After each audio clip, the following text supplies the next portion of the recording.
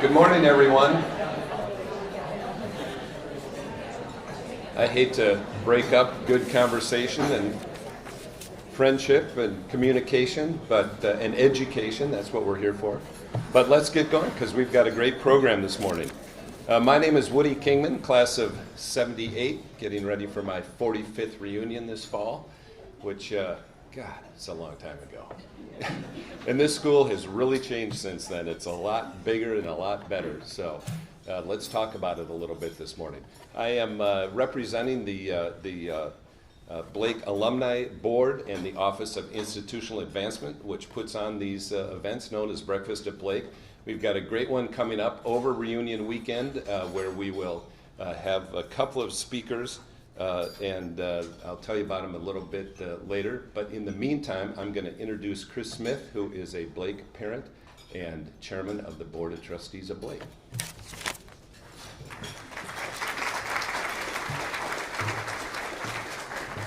Good morning. We have a great turnout this morning. It's wonderful to see all of you and have you here and be together and be going through this incredibly quick transition from fall to or summer to fall in 30 degrees in a day. For me, fall has always been that special time of year where we all turn to school and re-energize, and in those awkward middle school and high school years, get a chance to reset from the year prior, which is always important. As Woody mentioned, for those of you that I haven't met, my name's Chris Smith.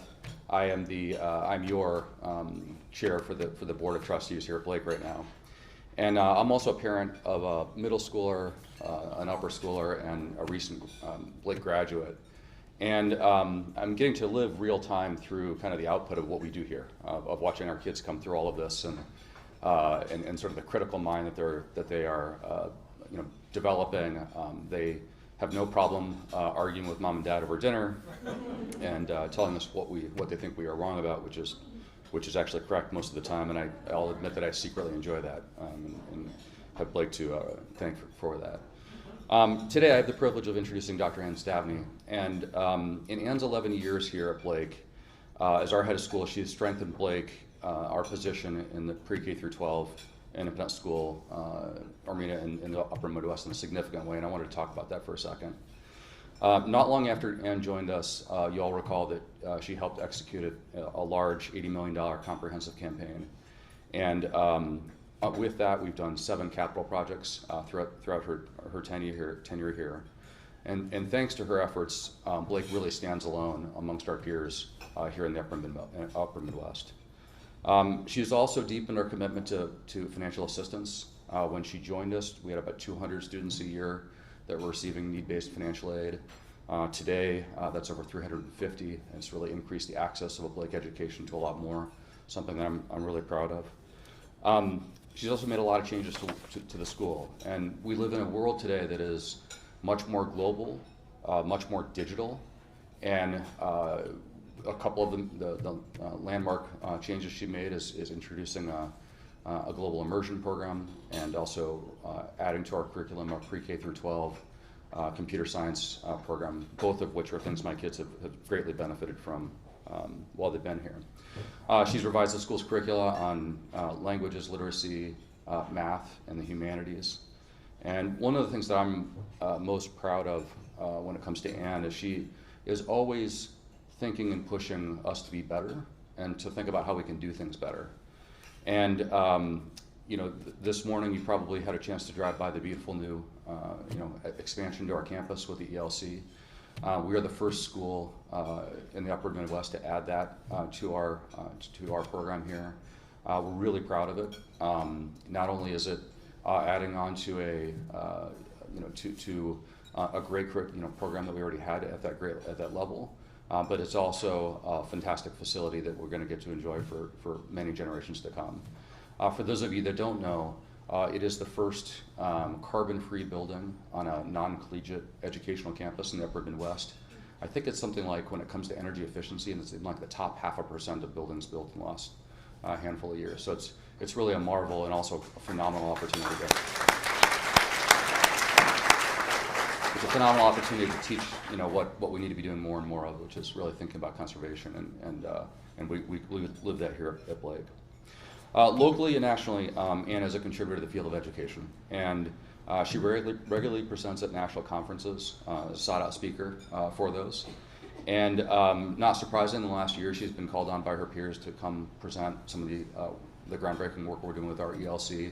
There's been national interest in it, and she's had a chance to really show off a lot of the work that we do and participate in that. She also serves as trustee and board vice chair of the School Year Abroad program, and is on the board of the Independent Schools Association of Central States, where she serves on the Accreditation Review Committee.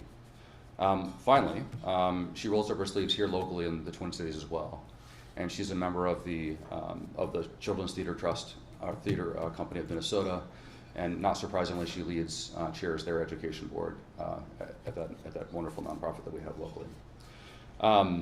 Ann holds a BA in government and a bachelor's, a master's, and PhD in English, the latter three from the University of Washington. Please help me join in welcoming her.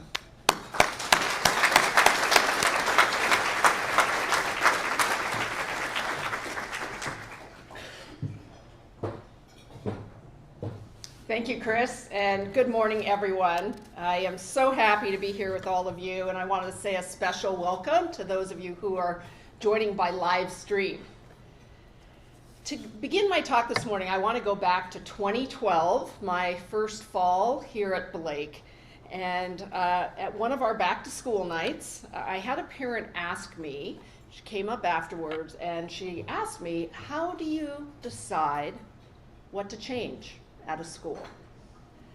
It was really a profound question, and it stuck with me, and I've given that lots of thought. I gave that lots of thought that particular fall, and it inspired me to write an article for a national publication called the Trustees Newsletter.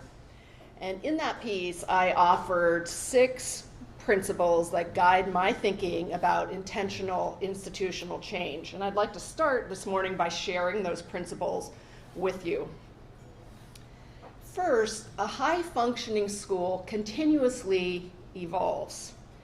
Our students will graduate into a world that demands different skills than were required or asked of their grandparents, their parents, even their older siblings. Preparing graduates for our rapidly changing world is the core and really the cause of an evolving curriculum. A second principle is when we're contemplating change, we are almost always considering a trade-off between what I think of as competing goods. These are competing good things. We are rarely in this clear position of choosing between an ineffectual practice and a successful one. It's not that clear. Most often, we must consider a promising proposal against an existing beneficial program. Good things will come of both, but we must evaluate the benefits of each one against each other.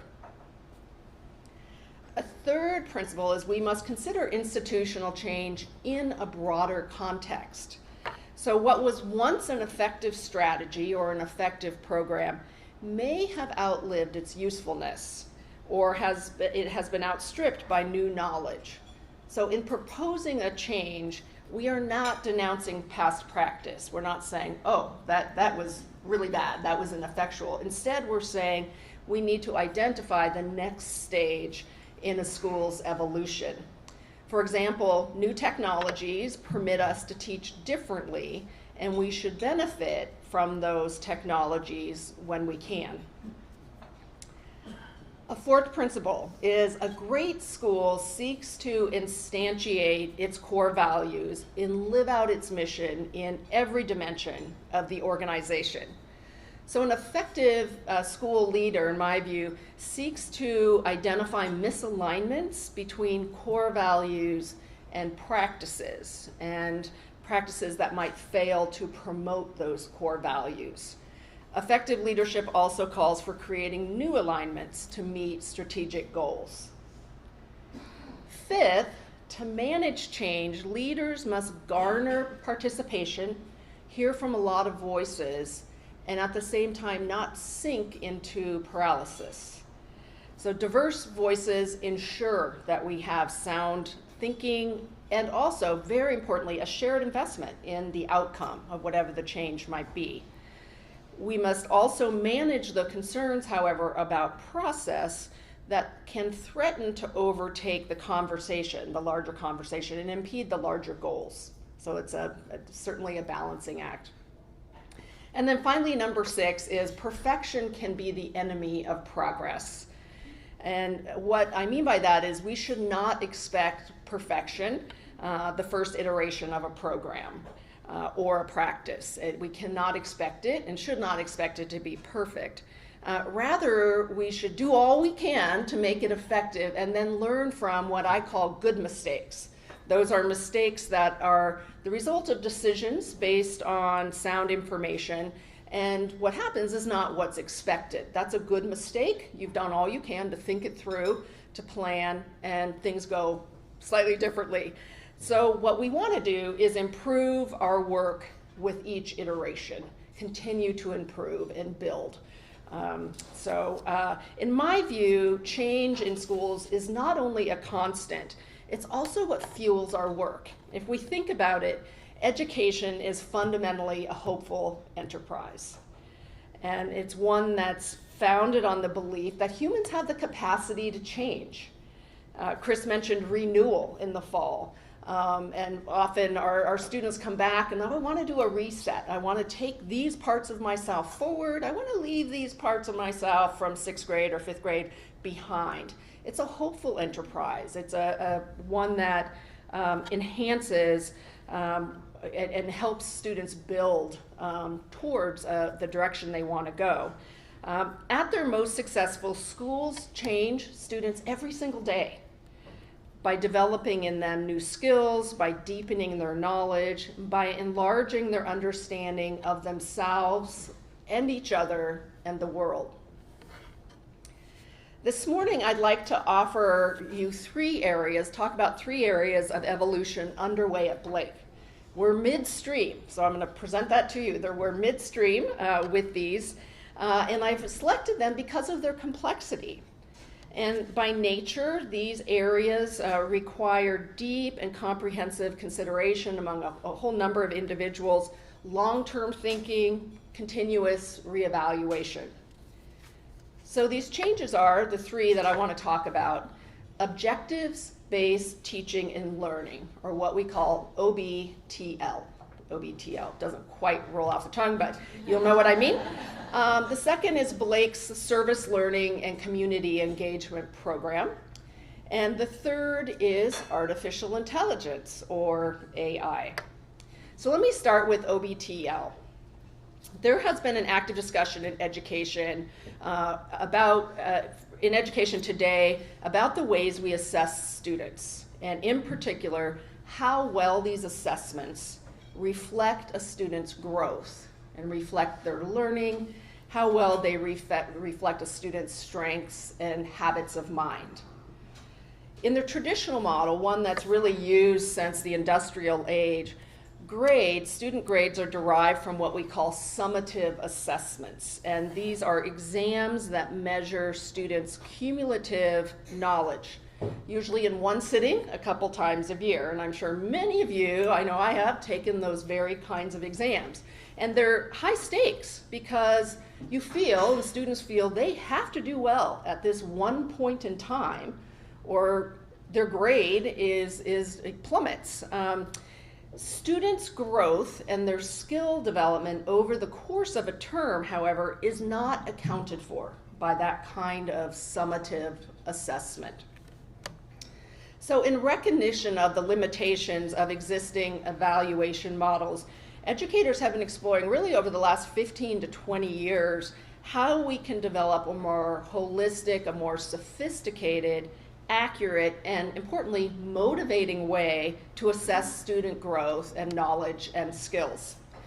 The improved models are known by a whole range of terms that basically mean the same thing. It's standards-based, objectives-based, outcomes-based, competency-based teaching, learning, and assessment. So those are all terms for a similar model that many schools have implemented or are in the process of developing.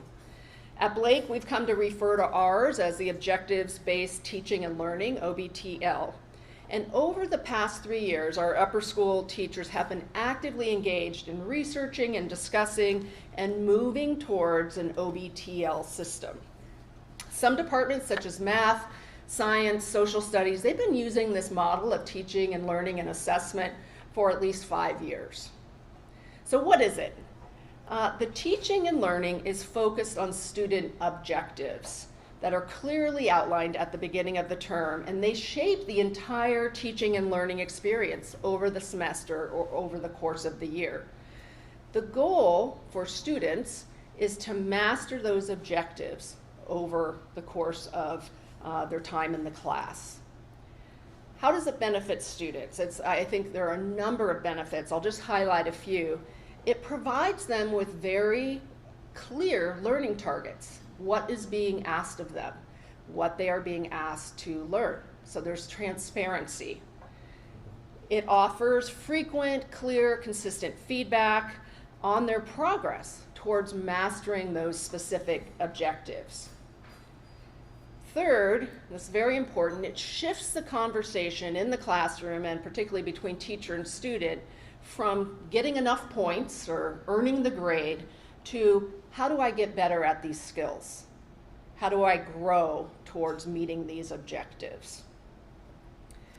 Fourth, students have multiple opportunities to demonstrate mastery, which recognizes that the learning process is not linear.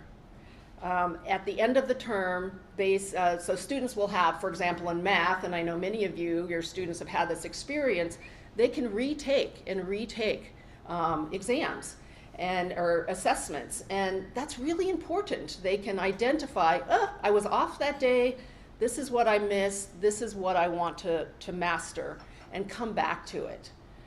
So ultimately, the end of the term grades are based on growth and a growth model rather than simply an average of points. And then finally, the feedback rubric emphasizes and supports conversations with students about their content mastery and skill development, again, instead of points and grades. So we are shifting it to what they're learning to do through the course. At Blake, our OBTL rubric has the following rubric. We have beginning, developing, proficient, and advanced. Those are the 4 levels that teachers assess where is the student towards mastering this objective. Proficient is the goal for every student by the end of the semester or the end of the year. So faculty create objectives for each course, and here are some. I wanted to give you some examples of what this would look like. So the first slide here are some objectives from a combined world literature, world history course for 9th graders. So the first one, I can embed appropriate, precise, and accurate textual evidence to support and develop claims in topic sentences and thesis statements. As an English person, I love hearing that, so that's so great. The second one, I can outline the claims and flow of a text by identifying component parts. That would be the introduction, context, claims, evidence, conclusions. So that's the objective. Here are some other objectives. This is for a math class, Algebra 2. Given a quadratic in any representation, I can correctly generate the 3 other important representations. Another one, I can simplify the square root of a composite number. So these objectives, again, convey to students, this is what I'm trying to learn to do. And it's very clear that that is what they're working towards, rather than getting it right on the test. So teachers will create new objectives and a new objectives-based grading scale for each of their courses. And the grading scale, then when I'm talking about the grading here, the end of the term or end of the year, the grades might be based on how many objectives are proficient or what percentage of objectives are at the proficient level. And both of those ways of calculating have their costs and benefits. We have used many resources as a guide in this work, in particular two which draw on evidence-based research and best practices. One of these, the entire upper school faculty read a couple of summers ago. I just wanted to mention them to you. The Standards-Based Classroom, Make Learning the Goal by Emily Rinkema, and Grading for Equity, What It Is, Why It Matters, and How It Can Transform Schools and Classrooms by Joe Feldman. So what's happening right now? This year, the faculty are developing course objectives and unit objectives for all upper school courses. And this work will continue during this academic year and through next year, 2024-25. And we will continue to offer, as we have, summer curriculum grants for faculty to work collaboratively and to focus intensively on developing the program. We have also launched an OBTL pilot group, a group of faculty who are really passionate about this and have been working with it for quite some time. They are serving as facilitators, advocates, coaches, as faculty begin exploring and drafting their OBTL curriculum. The goal is to create space for faculty to feel empowered and supported as they design together what OBTL looks like at Blake. We plan to move to this model for all upper school courses in the 2025 to 2026 school year. We're very intentionally taking several years to build the program so that we can do it thoughtfully and collaboratively and recognize we're not going to reach perfection, but we want to continue to make progress and to iterate and improve as we develop our OBTL curriculum. So let me move to the second area that I wanted to mention, and that's service learning and community engagement. And Blake students have for decades engaged in various forms of service learning and community engagement. I want to share a little bit with terminology here. When we talk about service learning, we're talking about programs in which students, they use their academic knowledge, their civic knowledge and skills to address community needs. So that is service learning. When we talk about community engagement, we're talking just about something slightly different.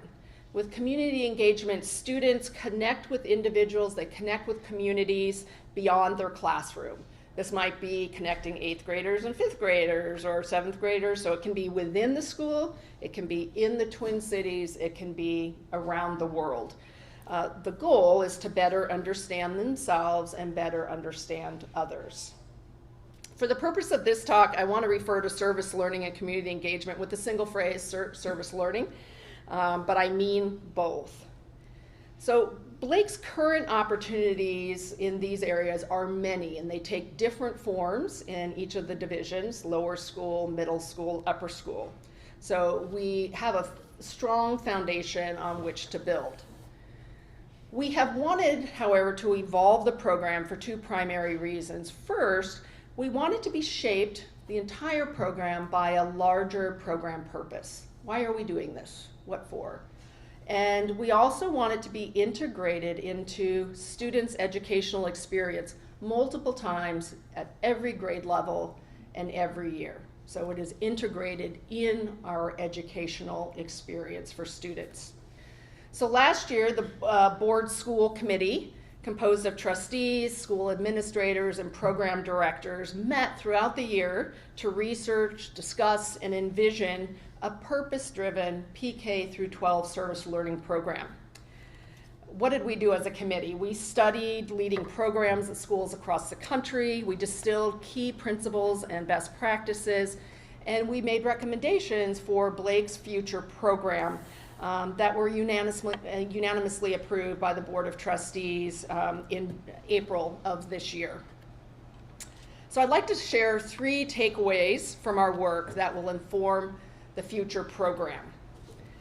Takeaway number 1 is that a school should define the educational purpose of their service learning program. This gives it structure, this gives it focus, and this gives it direction. That purpose should be within the context of the school mission and the school's core values. And I will share with you what the educational purpose of Blake's future service learning program will be. It will be to develop in students from their youngest years a sense of agency and civic responsibility. Students learn systems thinking about challenges in the Twin Cities community and how they are linked to national and global challenges. The program develops authentic and sustained connections between Blake students and people outside of Blake, teaching students about themselves and about those with varied lived experiences. It's exciting to read that after all that work. Takeaway number 2, programs should have these essential elements: well-defined learning goals, meaningful service activities, reflection on the service learning experience with prompts that really solidify the learning, connections between students and community members, and integration of service into the school day, and it's sustained over the year. Takeaway number 3, a service learning program should deepen students' understanding of societal challenges. Students should learn about what we call upstream social, cultural, geopolitical, and economic challenges that give rise to downstream consequences. So service learning activities are often addressing consequences, the downstream effects. We want students to also understand the sources. We know that we want to focus Blake's program on specific themes because this will allow for both depth and breadth and variety, but without being really thinly spread so that students aren't able to really develop that upstream thinking. Some of the examples will include food insecurity, immigrants and refugees in the Twin Cities, environmental sustainability, education, and literacy. This year, administrators are building Blake's service learning program around these principles, these takeaways, and we will implement it next year in 2024-25. So with the first 2 examples I have shared with you, OBTL and the service learning program, our impetus to change has been largely internal. We want to evolve our programs and our practices to deepen the educational experience of our students. In this process, we always look externally to research models, aspirational schools, to learn what we can from them, and then make informed and judicious choices that fit Blake. In my 3rd example, artificial intelligence, AI, the push for Blake to adapt and transform in this regard has been largely external.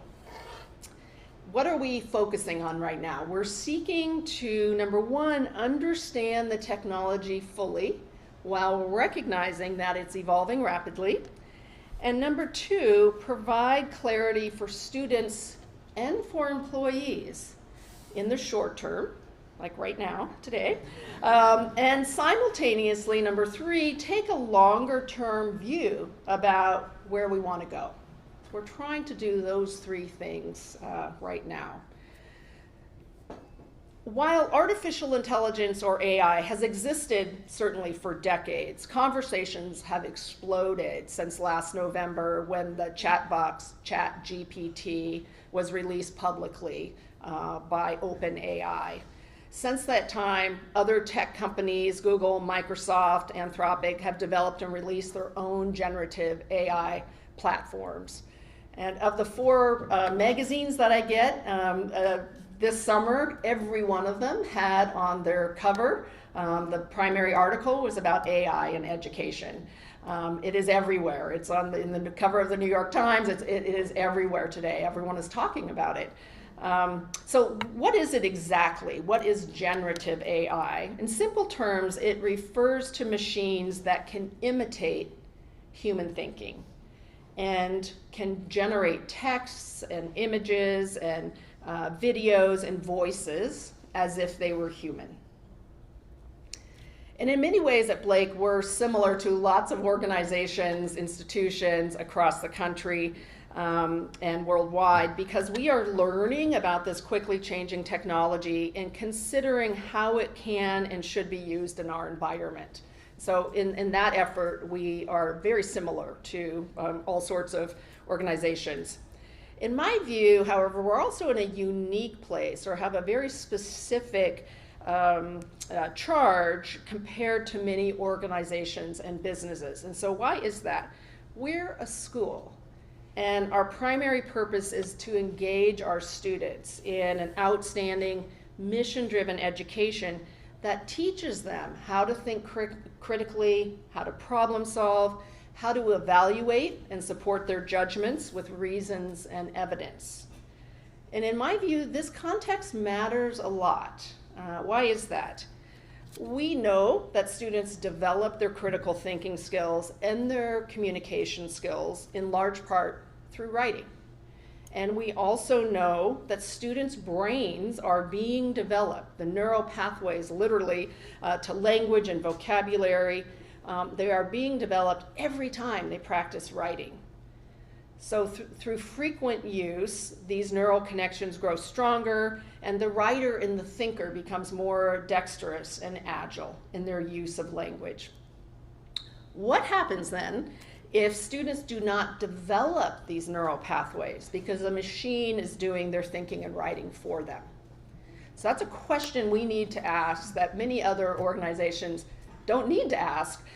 They have a different goal, but it's one that's really important to us. What happens also if they don't develop their neural pathways for computational thinking because the machine is developing the equations or the algorithms for them? Many institutions are focused on preventing students from cheating. That's one of our questions too, but that is, in my view, it's certainly an important question. And we have an academic policy for students around AI that's in our family handbook. We've talked about it in the past 2 weeks with students. Basically, we say that AI can hamper one's cognitive and skill development. Let them know that. Students should assume that it's not permitted unless they are given explicit approval from their teacher. And in those instances, students must provide an accurate citation per the teacher's guidelines of the source that they used. So that's what we have said. It's on all the syllabi in the upper school. It's also kind of our institutional policy for right now. This will certainly evolve as our understanding of the uses of AI in an educational setting become more sophisticated. AI can be used to enhance teaching and learning. It can also be used to compromise teaching and learning. And what we're seeking to do right now is discern the differences between the two. So let me share 3 questions that we're asking ourselves that inform our work on this topic. So number 1, I mentioned this before, how do we ensure that students' brains develop to their fullest potential in the age of AI? How do we harness the power of AI to create a more richly human and connective environment? And, excuse me, how do we approach AI from an institutional perspective?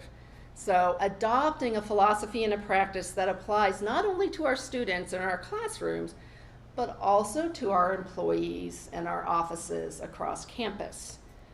We don't want to be teaching our students to do one thing and doing something else in our business office or our communications office or our advancement office. So that's a key consideration. Really, we have more questions than answers right now, and I think that's how it should be. I am confident that I will be returning to this topic with all of you in the future. So in conclusion, I have shared with you 3 larger scale transformations underway at Blake, but there are always many changes, big and small, in independent schools, especially in our schools where we have the resources, we have the autonomy, we have the expertise, and we have the agility to evolve our programs. Evolution in schools is really the norm, not the exception. And in fact, if we are approaching our work as teachers and administrators strategically, continuous improvement really should always be the goal. We must be alert and attentive to the changes underway outside the institution. That is how we remain relevant. That is how we are preparing our students for the world that they're going out into. We also must be purpose-driven and collaborative in leading change within the institution. And we must enact changes that align with and really lift up our mission and our core values and our commitment to pluralism. No matter the change, big or small, our primary focus is on engaging our students in a relevant and a transformational educational experience. So thank you again for being here. I am happy to answer some questions now.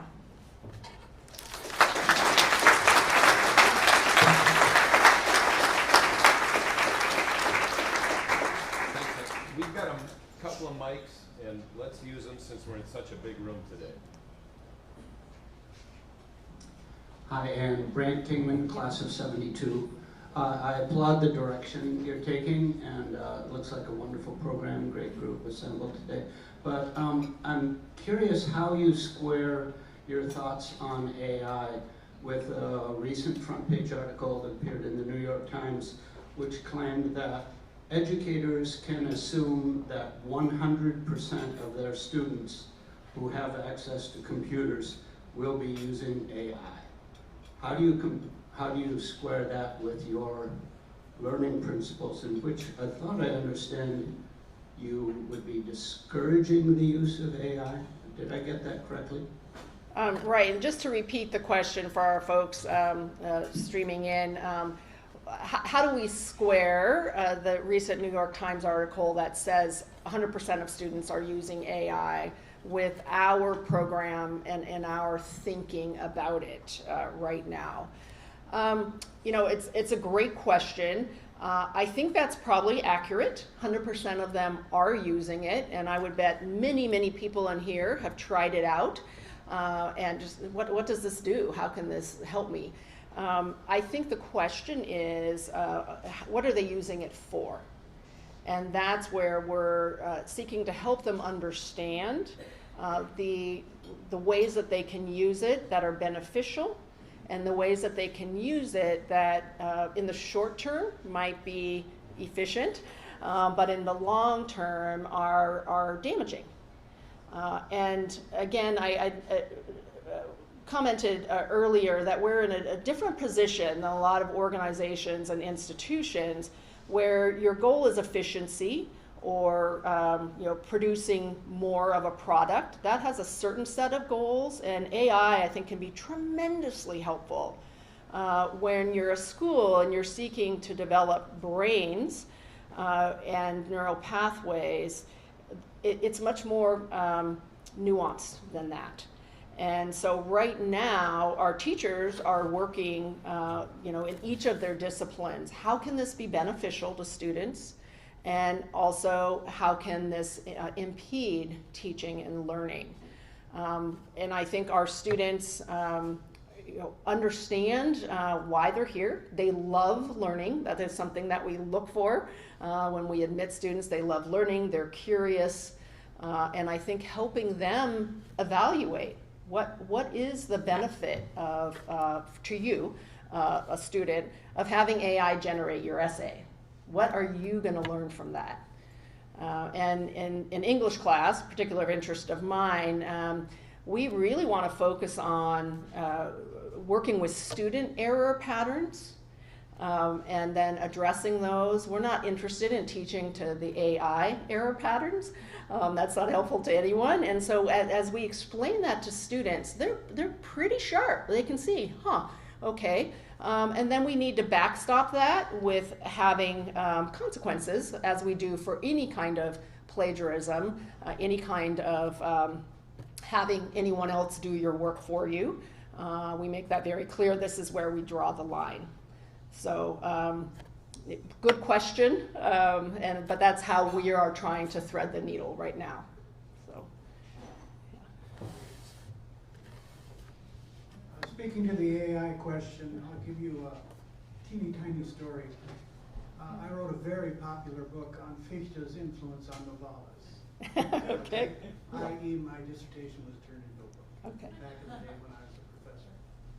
My older brother, who loves to needle me, put that into Chat AI when it first came out.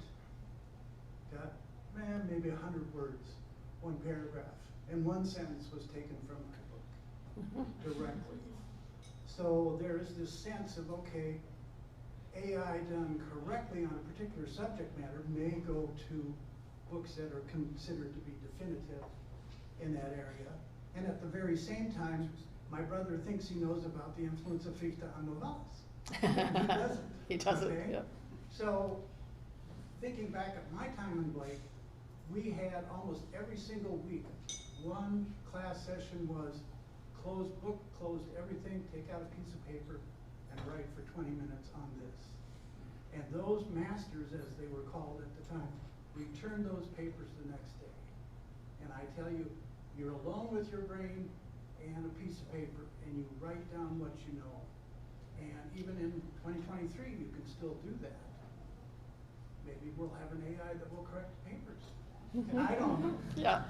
And one last question, back to the OBTL. How do you sort of filter for a teacher's subjectivity in evaluation? Mm-hmm. So a number of topics, thank you. The first one around AI borrowing from or taking directly from existing sources. I would just comment on that. I'm sure many of you have seen the debate, the issue around Sarah Silverman, the comic that AI can generate by looking at all of her comedic lines. It can generate her comedy act, new comedy act, but in her tone and with her sense of humor. Big issue. What is it in terms of originality and copyright? And that's an interesting question for us. We do know that AI, it has embedded in it incorrect information. It can pull from a different dissertation that's actually really not particularly strong. And it can also spew out, legal cases that are made up, as in one, case that many of us have read about. So we really need to teach students about the inaccuracies, and that is actually something that we've been doing for a long time, is evaluating your sources. How do you evaluate sources? What are the tools for that? And I think we continue to expand that in the age of AI. It's asking the similar questions of where did this come from? Let me check the things that are cited within this article. Are they from peer-reviewed sources? I mean, whatever the criteria might be. So that's something that's very important. To your second point about students and you writing in class, it is something we're experimenting with, and we started it actually 2 years ago. The return of the Blue Book, many of you, the point is not of doing this, and we're doing it mainly in English and humanities. The point is not to stop cheating. That is not our main point. Our main point is to give students the experience of being with themselves and what they know and what they can do, and spending 30 minutes, 40 minutes, 45 minutes constructing whatever it is, an argument, a response, an opinion, in an informative piece. And then we're able to look at that writing and again identify as a class and individually where do you need to grow without your parent having edited it, without Grammarly having edited it, without it going through AI. We can see where our students are, and that's why we're doing it. We make accommodations for sure for students who have dysgraphia or need extended time. We absolutely want to work within and honor those accommodations, and we do that. That has been a question that some parents have asked, and it's a good one. But that is why we're doing it, and I think we will do more of that so that our teaching and learning is more effective. As to the question of subjectivity with grading, that is, as old as schools are, is a question, and it usually comes up in the humanities, less so in math and science, where an answer is considered more kind of right or wrong. But we are really looking to focus on objectives, on competencies for students being able to do something. So it's even clearer to students now. I gave you the example of citing textual evidence or identifying different parts of an argument. That's very clear to students, more clear than it's ever been about what they're being asked to do, as opposed to, write an excellent essay. That doesn't help so much, but this is really broken down into component parts. I would also say, our teachers are expert, they're professionals, they're deeply knowledgeable about how to develop students' skills, and they draw on that knowledge and expertise as they assess student work. So, thanks.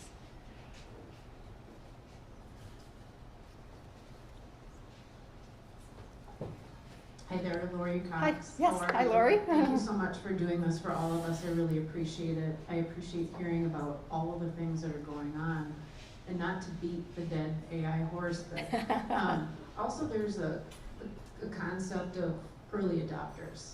Yeah. And when early adopters don't go through that critical thinking phase, there could be unintended consequences as well. So I really appreciate taking a very deep look at this, and I want folks to also remember I'm a former tech corporate PM.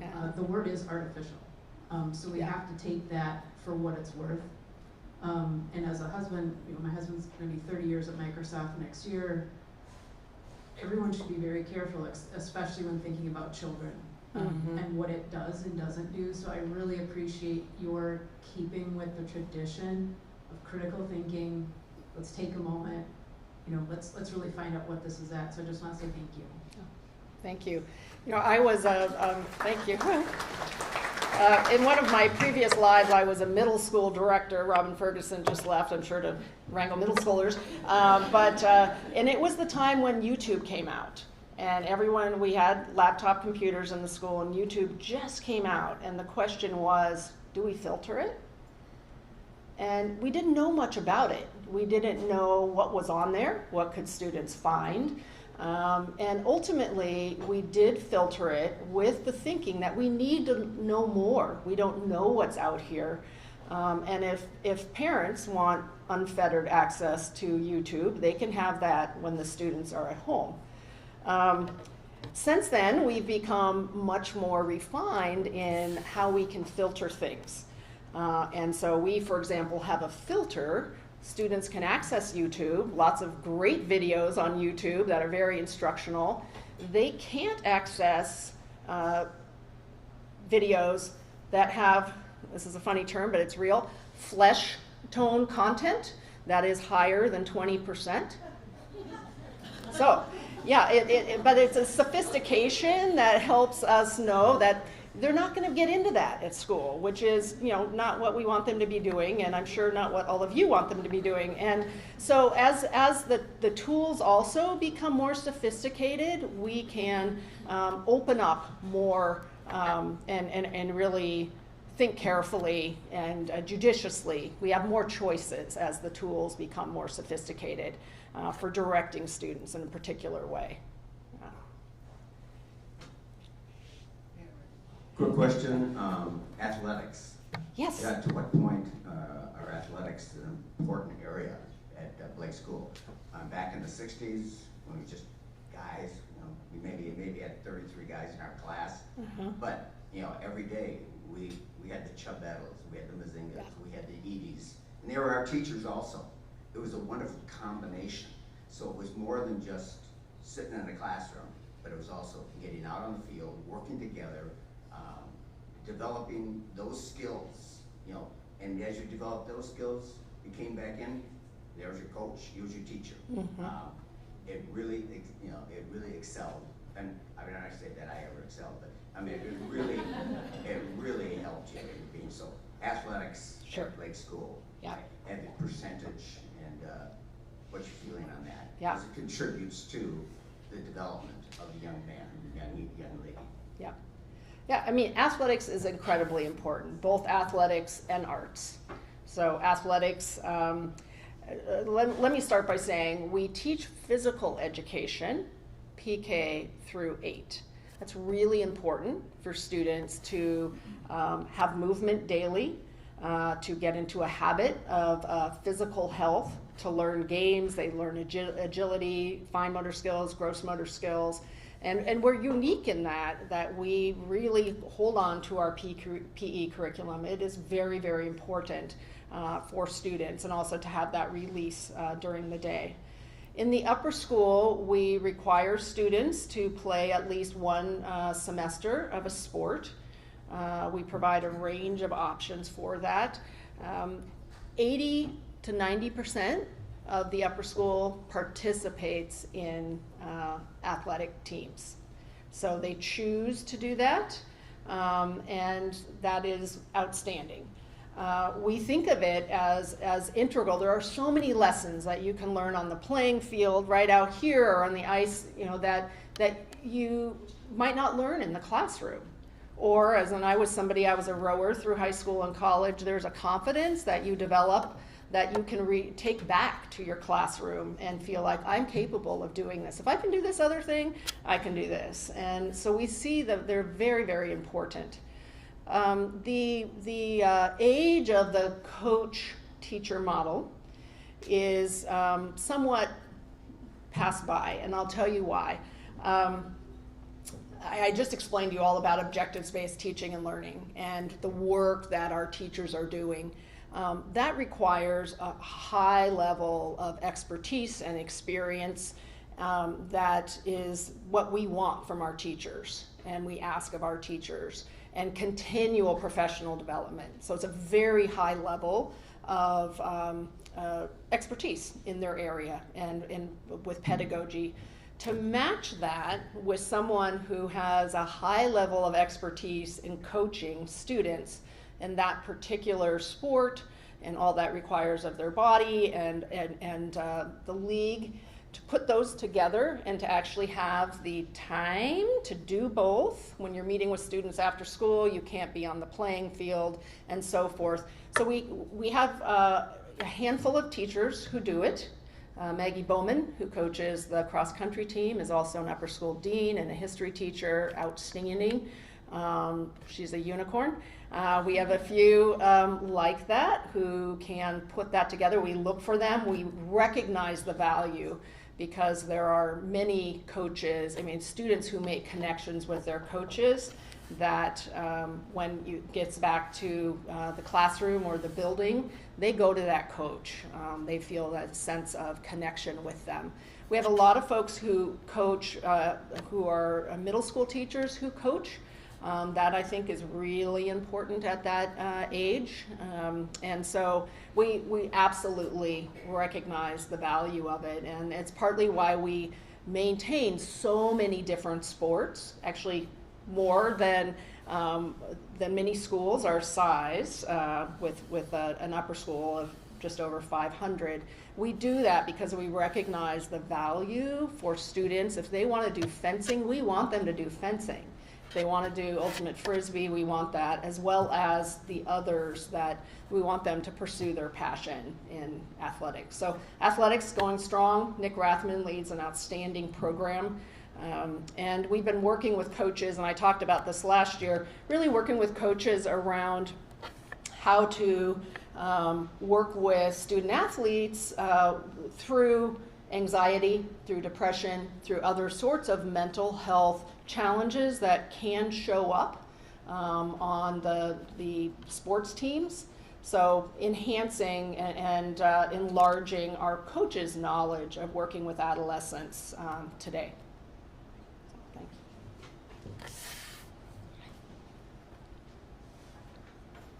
Maggie? Maggie Smith, class of '83, and I'm the mom of a 6th grader. So thank you very much for speaking today. This is an event that I look forward to every year, so thank you. So as a mom of a 6th grader, we just left the lower school, and I was hoping you could talk about the unification of both campuses and a little bit more about the ELC. Great. Thank you. So Maggie asked, could I talk a little bit more about the unification of the lower school campuses and the opening of the ELC? So last night at an event that we had for first and second year parents, some of you were there, I mentioned the year 2023 as something that will go down in the history of Blake. It is the year that we unified our lower school campuses. So between 1974 and 2023, we had 2 lower school programs, pre-K through 5, one in Wayzata and one here on the Blake campus. For a whole range of reasons, the board decided that we would unify the programs and bring all of our lower school students together. We would create a building built for our early childhood program, pre-K, K, and 1. And then we would also renovate the building and really think carefully about how upper elementary, 2nd through 5th grade, is unique, in a unique stage between early childhood and middle school. So the unification, and I use that word, poor Chris, I correct him all the time. It's not a merger, it's not a takeover, it really is a unifying of who we are. It has gone really well. I think students are excited. It's like, wow, I have a whole bunch of new classmates.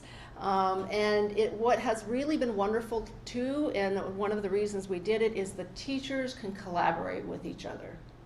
So we can sit down, and I see Tessa over here, our director of upper elementary, nodding. For the first time ever, we can get together, all of our 2nd grade teachers, weekly to talk about what they're doing. And 3rd grade teachers, 4th, 5th, pre-K. We've built it into the schedule, and it benefits our kids. It also means next year, when they go into 6th grade, from 5th to 6th grade, they will know each other. They won't be various terms that exist out there from this campus and that campus, a distinction that has existed all the way till senior year. They are together.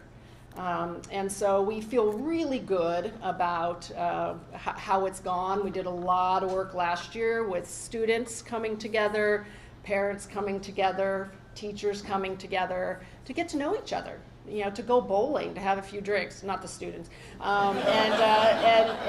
because that was part of it. We didn't know each other. And so, you know, building that kind of those relationships, as well as the capacity to work together and learn from each other.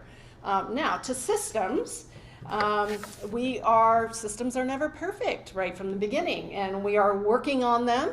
Whether it's drop off and pick up, whether it's who goes to lunch when, it is, you know, we're working on systems, and what I love is each day it's a little better. We figure out, no, we need someone there, and actually that's not going to work, or we need a sign there, and so it's getting better. We appreciate feedback. How can we make this better? The team, Dan Kelly, Toya West, our director of the ELC, Tessa, we've all been working hard on this, and we're not going to let, you know, perfection get in the way of progress, but we're continuing to improve. So those systems, which the younger the students, the more critical systems are. Because you know, getting 4-year-olds from here to there with their hands washed and they've gone to the bathroom is no small thing, and you want to maximize your time for teaching and learning. So those sorts of systems are really, really important. I remember 2 years ago I sat down with some early childhood teachers, and they had a bunch of questions for me about the unification. And I thought, okay, we're going to talk about schedule, curriculum.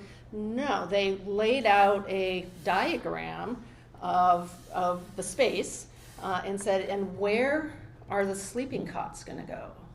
I said, whoa, I hadn't gotten to that level of granularity. But it let me know that's how they're thinking, because it's really important to know where they're going to go, to make sure we have room, and then how are we going to collect those. And so we're trying to function at all levels, both kind of at the high level as well as those granular you know, practices that are super important. So, thanks. John, I think we have time for one more question. One more, okay. Good morning. Good morning. My name is Amy, and I come here for the first year with my 10th grader. Wonderful. So my knowledge is only with public schools, and one thing I have struggled with my eldest son, who's a senior in high school this year, is the fact that they are allowed to take tests over and over again. And the reason I have struggled with that is because I worry that it is setting them up for failure when they reach the real world, because there are real deadlines, and it makes me nervous that they're just getting lazy and, oh, it's okay if I don't do well on the test, I can do it again later. So I'd love for you to speak to me a couple of things, like what is the research that Blake has done to allow you to feel confident to bring this to our students in your TBOL, doesn't roll off the tongue. Yeah, right. And if students don't like their grade and they do want to retake a test, are there other parameters they have to reach or show teachers maybe extra work to show that they actually did more studying or took more time? Because my fear is that as much as we hope our children are here for the right reasons and learning and excited about it, there are those times they're just like, it's okay, I'm gonna stay up and watch TV longer instead of studying. So I'd love if you could just share some of your thoughts on that. Okay, great. And for our live stream folks, the question's around, what are the costs of letting students retake things over and over, and can that actually promote some sense of kind of being lackadaisical about the first time? Yes. And I think that's an excellent question, and we are constantly balancing that. So teachers have different practices. You might be able to take something a second time if the assessment is below a certain amount. So we're really not interested in over and over someone taking something to crank up from a B+ to an A-. That's not a good use of anyone's time.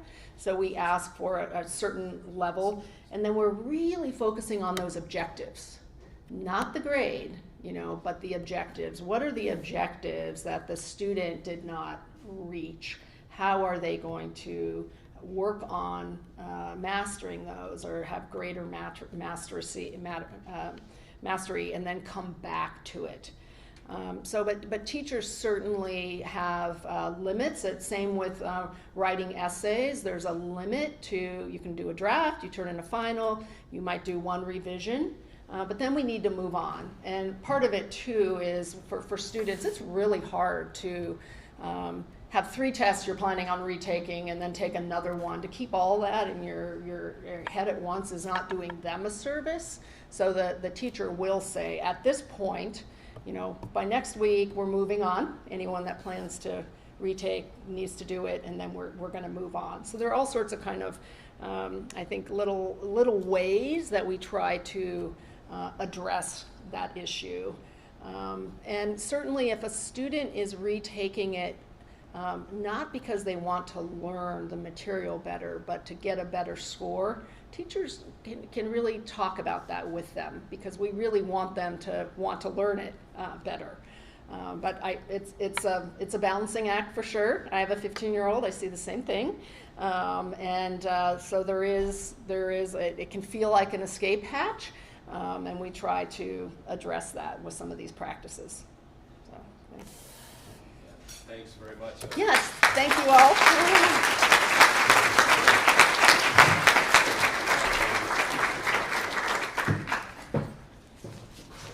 We are lucky, alums and parents, to have this school in such good hands, and thanks ever so much. Really appreciate it. We have our next breakfast at Blake during the reunion week on October 6th, and Andre Perec will be speaking from the class of 1990. He, an award-winning cinematographer. Looking forward to that, and we will also recognize our Jenny Stevens Hagen Spirit Award, which will go to Elle Winston and her husband Fred Winston, the classes of 55 and 60. So join us for that.